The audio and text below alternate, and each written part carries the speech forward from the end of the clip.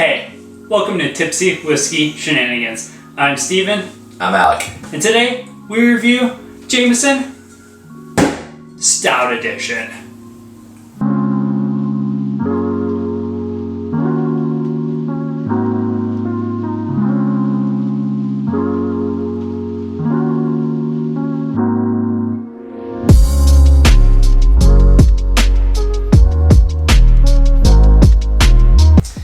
Alright, so on today's episode, we're taking over with Jameson Stout Edition. You want to do a little pouring for me, buddy? Yep, I'll take over the pouring. Alright, so Jameson Stout Edition. Obviously, Jameson product, but the difference between this one is that it's actually going to be aged in some stout cast barrels that come from a partnership with 8D Brewing. And yeah, it's just, you know, they've got a couple different ones. They've got the IPA edition, they've got the stout edition, and then they also have a cold brew edition. This one, though, is going to be stout, so obviously dark beer kind of flavoring to it, but we'll kind of see. All the dark flavors. Yeah. But, yeah, let's jump in. Start off with, what do you think about this labeling compared to the normal Jameson, which I wish we had one, but we don't. Not yet, at least. Next time. But what's your thoughts about this? I personally hate the screw tops, and that's about the only thing I rag on it. I think it looks nice. Yeah, I appreciate that it's got like this dark like this dark labeling up here with the golds. Yeah, it looks nice, and I appreciate that. You know, like the stout edition, it kind of has that look to like if you were to get a beer at a brewery or something, kind of has, you know, it gives that feel away. But it's just great. And as you've probably picked up, Alec is a really big I'm 100% on the Jameson. JMO for the win. Me, personally, I don't know anything about this. I've never tried this. But let's go ahead and get into it. You gotta get a little dizzy first. You get into the nose. I love the smell of Jameson.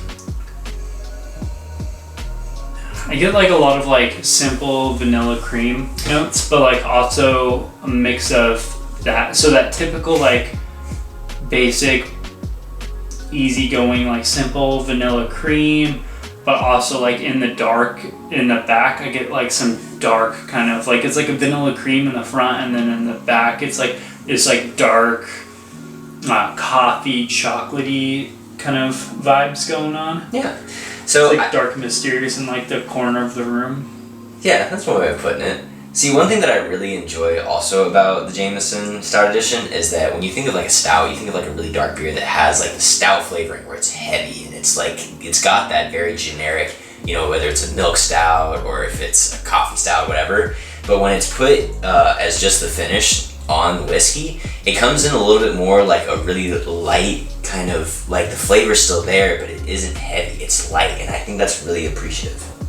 So, on the nose, while you were going over that, I started smelling it. I got this really weird, like creamy dairy smell. Like, yeah, it's that same. Yeah, but it's that malted milk smell. Right, like kind of like if you grabbed a milkshake. Yeah, like if you blended a vanilla milkshake mixed with Jameson, that's what this smells like. Oh yeah, like a vanilla milkshake with a little bit of like coffee dusted on it. I don't think you could do that, but if you could, that'd be cool. Ideas. Yeah. Somebody. But yeah, it's like a vanilla coffee milkshake that like you went full on alcoholic with, and you just dumped a bottle of Jameson in until like it's at least half Jameson. You just blended up the rest, and it's like really runny. You don't really drink it anymore, but you're just trying to get drunk. Yes, for all you alcoholics out there. Yeah. He's got an idea. I mean, I don't personally do that, but it'd be cool if you did. Yeah, I think I just also really appreciate the Jameson Stout. It's got, like I said, those lighter flavors to them, but it's also just it's not like whiskey. It's like it's definitely whiskey. Well, it's whiskey, but like definitely Irish whiskey. But it's just so much more like playful. You know, the vanilla is really strong, which is surprising coming out 40%. Like right. This nose is delightful. All right. Ooh, creamy, milky coffee. Oh yeah. Dark chocolate. Yeah, I know. I told you. Some vanilla. Oh my god. Isn't it amazing? You guys, It's so good. I think I just found the first Irish whiskey that I've actually liked.